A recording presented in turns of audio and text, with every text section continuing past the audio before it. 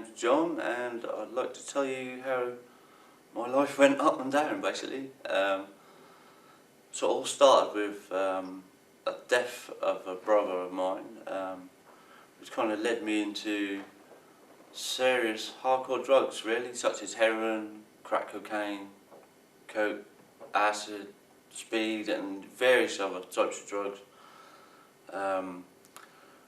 Which was quite a hard time for me and my family and etc. And just the things that it made me do, really. I mean, I was out having to shoplift to support my habit, and you know, doing all sorts of various other crimes to support my habit, which as you can imagine, in time gone by, it kind of led me into doing like prison sentences. So I ended up basically in court, as you can imagine, and I ended up doing a year in prison. And whilst I was in that time in prison, it gave me enough time to sort of reflect on how my behaviour was sort of becoming. I'm losing mates because, you know, I like stealing from family and friends, and basically I was just turning into a complete arsehole, really. And I didn't kind of like what the drugs would make me sort of become, really, at the end of the day. So yeah, so I had a lot of time to think, as you can imagine, having a year in prison. Never been in prison before, so it was quite a culture shock.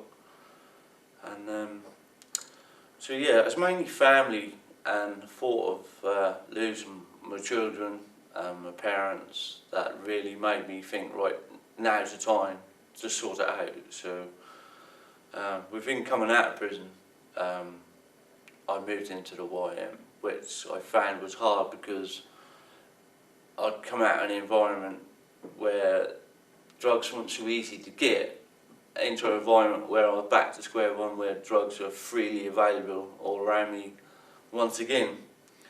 So I found myself getting back into that, like seeing things, and then basically I was given an ultimatum by family, friends, sort of all you're on your own, basically.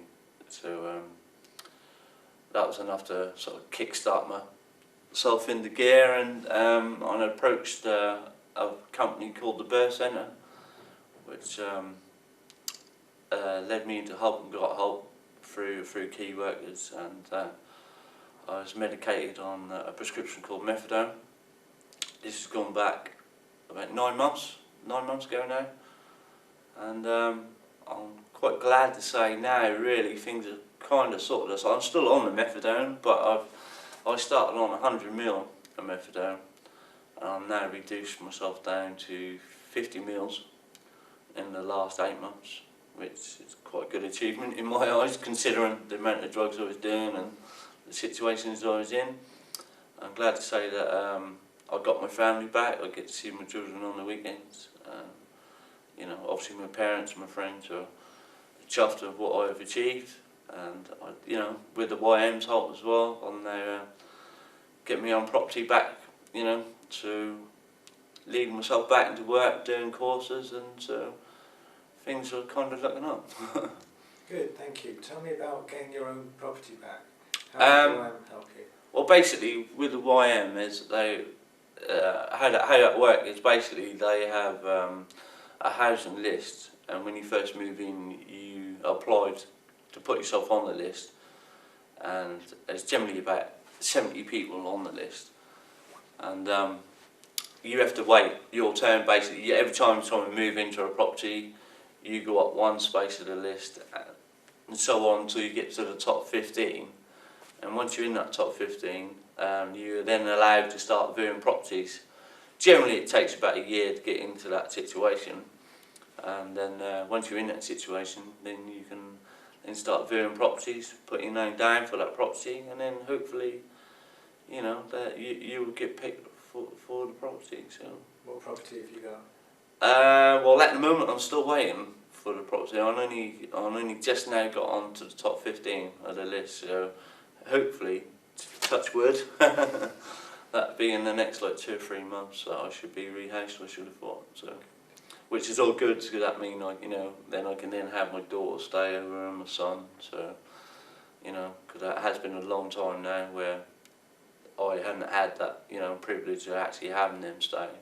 If it wasn't for my parents, you know, having them on the weekends and then I probably wouldn't have had them there at all. So as I say, hopefully, you know, that'll be the next couple of months. But you were telling me about how you reflected and decided that you didn't want to do hardcore drugs anymore. mm-hmm. But when you came out of that controlled environment, they were then all around you. Okay. How did you manage to get through that period of great temptation? Well, that was very hard, and I'd be a liar to say that I didn't go back to touching bits occasionally, because I did, you know. And basically, I was given an ultimatum with family and stuff again, and more to the point, I knew that I was going to lose, you know, my dignity, and like, you know, when I like to say something, I tend to stick to what I mean. And I'm telling people, yeah, you know, I'm clean, I'm getting clean, and yet, as I say, there's drugs around me, and I was finding it hard, you know. And you know, I was kind of doing it on a payday thing. But I think what really kicked me up the arse, as well as the family side of things, and was the actual birth centre that I'm with. I have a weekly urine test, and if you give 3 dirty samples as such, then you will lose your script. And then had I lose my script, I would have then been back to square one, where that meant I would have to go out to support a drug habit that I didn't want, you know, by i.e. going out, you know, shoplifting and you know, and stuff like that, just to support my habit. Whereas with the help they give me, I got no need to do any of that. I know I can wake up in the morning, take my medication, and I know I'm not going to be ill. I know I can have no need for drugs throughout the day, and you know, I was all free and good. So that was enough to, you know, get me thinking, you know, enough's enough. And you know, I'm proud to say definitely over the last 4 months, I'll give clean samples every week to the guy that I have to see, like, on a weekly basis. So. If somebody could have made a difference in your life before you got arrested, before you got into hardcore drugs, Okay. what difference could they have made? Who would it be? Would it be yourself or somebody else? I personally think, if it weren't for the death of my brother, which I took very, very hard, as you can imagine, I can honestly see myself not even gone down that road. I think the only reason I went down that road is because of that situation. I mean, being younger, I always, you know, I've seen people that are on that type of drugs, and me and my friends have always said there's no way on earth I'd end up touching that type of stuff, you know, because you could see the state of them, what that made that person become. And yeah, so I always thought, you know, as a youngster, there's no chance I'd ever do that. So, but having that initial shock of just literally finding out one morning, literally I was at work and made a phone call to my brother to say, hey, like, you know, how's it going? And that was when, you know, the news was passed on to me, and that was enough to just, well, that was like someone's putting a stick of dynamite in my life and just detonating it. And before I knew, that was just, my head was all over the shop, and, you know, I was getting offered drugs and I was taking drugs, and, you know, that was taking my mind off things, that was relieving me of the pain, and, you know, stopped my mind ticking over all the time. So I guess that's how I got into it, really. Earlier you were telling me that you want to help other people now. Yeah, sure. How do you want to do that?